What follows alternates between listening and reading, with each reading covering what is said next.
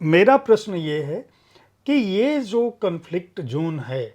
जो हमारे जाति के स्तर पर, हमारे धर्म के स्तर पर, विचारधारा के स्तर पर और राजनीतिक दलों के स्तर पर, जो एक तरह से हम इस पुस्तक को पढ़ते हुए हमें कई बार लगता है कि नहीं नहीं, ये तो बहुत अच्छा हुआ कि जो लोग उदारवादी हैं या जो लोग भारत की धर्मनिरपेक्ष स्वरूप का समर्थन करते हैं, उनको मजबूती मिली। कई बार लगता है कि नहीं, ये तो चीज़ें और भी ज़्यादा अग्रेसिव होने जा रही हैं। आपने इतना सारे सवाल इसमें डाल दिए, मैं उसका जवाब देने की कोशिश कर। दरअसल जब व्हाट लाइज अहेड की बात करता हूं तो मैं उसको हिंदुत्व विचारधारा की जो सीमा है उसका मैं वर्णन करने की कोशिश करता हूं कि हिंदुत्व की सीमा क्या है, किस अभी तक जितना प्रसार हो गया, अब इसके बाद क्या, तो उसकी सीमा को मैं रेखांकित करने की कोशिश करता हूं और फिर उसके बाद ये आर्गुमेंट देता हूं कि अगर उसको अपनी इस सीमा से आगे जाना है तो उसको अपने अंदर बदलाव करना पड़ेगा, उसको दलितों को, पिछड़ों को साथ लेके चलना ही पड़ेगा। ये मैं, और अगर वो उसको साथ लेके नहीं चलेगा तो अब 240 की जो सीट है ये उसकी सीमा निर्धारित हो गई है। वो तो मैं उसके बारे में बात करता हूं।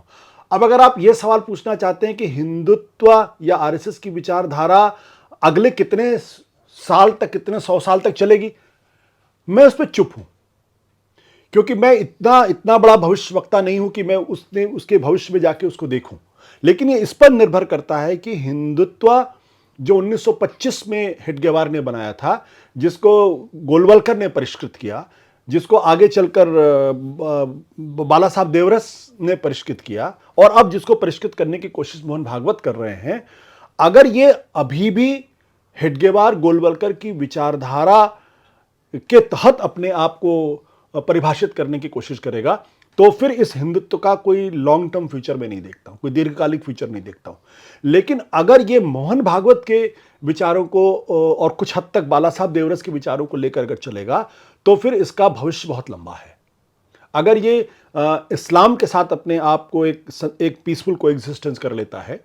दलितों के साथ अगर पीसफुल को एग्जिस्टेंस कर लेता है, अगर पिछड़ों को यह भरोसा दिला देता है कि हम आपके दुश्मन नहीं हैं,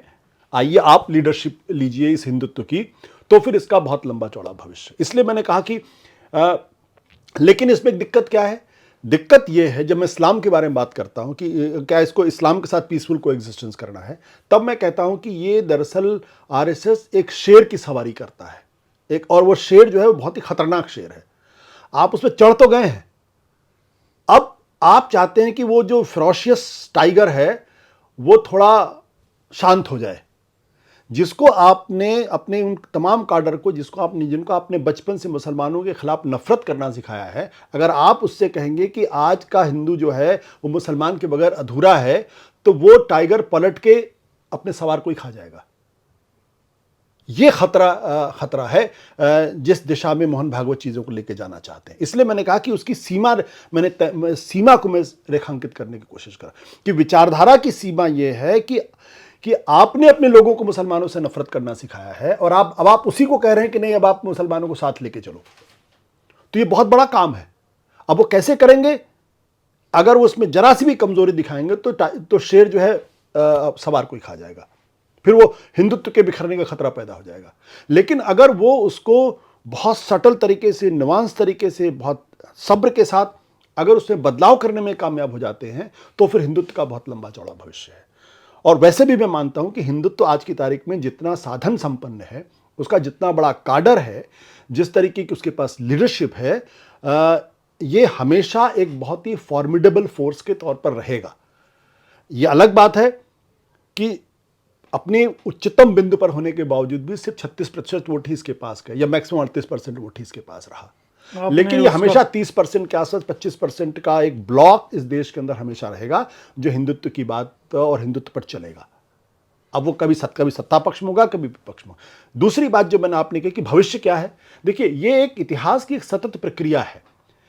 और चूंकि समाज लगातार बदल रहा है, इतना जबरदस्त टेक्नोलॉजिकल रिवोल्यूशन हो रहा है, तो उसके हिसाब से समाज भी बदल रहा है, समाज बदल रहा है, सोच बदल रही, विचार बदल रहे हैं। उसके हिसाब से अगर विचारधारा अपने आप को नहीं बदलेगी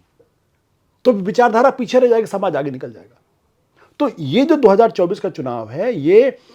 समूचे विपक्ष को एक उम्मीद की किरण भी देता है कि अगर आप संगठित हैं, अगर आप एक वैचारिक समानांतर वैचारिक आधार अगर आप प्रोवाइड कर सकते हैं तो आप हिंदुत्व से लड़ सकते हैं। और उसके बिंदु मैं देखता हूं इसमें, जैसे सेकुलरिज्म को नए सिरे से स्टैब्लिश करने की कोशिश की गई है, कॉन्स्टिट्यूशनलिज्म को नए सिरे से स्टैब्लिश करने की कोशिश की गई है, सोशल जस्टिस को उससे जोड़ने की कोशिश की गई है। अब ये तीनों बिंदु अगर एक साथ जोड़ते हैं तो फिर एक वैचारिक आधार खड़ा हो जाता है, तब आप आरएसएस से मजबूती के साथ लड़ सकते हैं हिंदुत्व। अगर आप अलग अलग रहेंगे, जैसे अभी इस चुनाव के पहले कंफ्यूजन था कि सेकुलरिज्म पे बात करें ना बात करें, हिंदुत्व पे बात करें ना बात करें, मुसलमान के सवाल पे खड़े हो ना सवाल खड़े,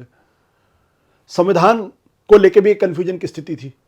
और सोशल जस्टिस को लेके भी कोई बहुत ज़्यादा क्लैरिटी नहीं थी। लेकिन राहुल गांधी ने कम से कम इन तीन चीज़ों को स्थापित किया और उसको एक वैचारिक आधार दिया और ये माना कि अगर ये तीन चीज़ें एक साथ रहेंगी तो भी हिंदुत्व से हम लड़ सकते हैं। तो उम्मीद भी है, लेकिन ये इस पर निर्भर करता है कि ये अकेले राजीव गांधी, राहुल गांधी और कांग्रेस की लड़ाई नहीं है, समूचे विपक्ष को इसको सोचना पड़ेगा। समूचे जो विपक्ष की प्रॉब्लम क्या है कि वहां ज्यादातर क्षेत्रीय पार्टियां हैं जिनकी सोच अपने क्षेत्र विशेष तक सीमित होती है, उनकी कोई राष्ट्रीय सोच नहीं है। इसलिए वो जब उनको अपने पे खतरा नजर आता है तो हिंदुत्व के साथ समझौता भी कर लेते हैं और फिर जब उनको लगता है कि अब हिंदुत्व कोई खतरा नहीं है तो फिर हिंदुत्व को छोड़ भी देते हैं। नीतीश कुमार को आप देखिए, ममता बनर्जी को देखिए, चंद्रबाबू नायडू को देखिए, शिवसेना को देखिए, ये सारी क्षेत्रीय पार्टियां हैं जो बीजेपी के साथ रही भी और बाद में छोड़ के भी चलेगी। अकाली दल को देख लीजिए, कांग्रेस अकेली फोर्स है और आरजेडी अकेली फोर्स है जिसने कभी भी इनके साथ समझौता नहीं किया। तो कांग्रेस राष्ट्रीय स्तर पर एक वैचारिक आधार बनाने की कोशिश कर रही है, लेकिन कांग्रेस के पास न तो उतना साधन संपन्न है और ना ही उसके पास उतना बड़ा काडर है। विचारधारा की कामयाबी के लिए जरूरी है कि उसका बहुत बड़ा और committed cadre, committed to the cause. RSS के साथ जो सबसे अच्छी बात यह है, उनकी विचारधारा कोई बहुत मजबूत विचारधारा नहीं है, but commitment to the cause है, वो गजब का है।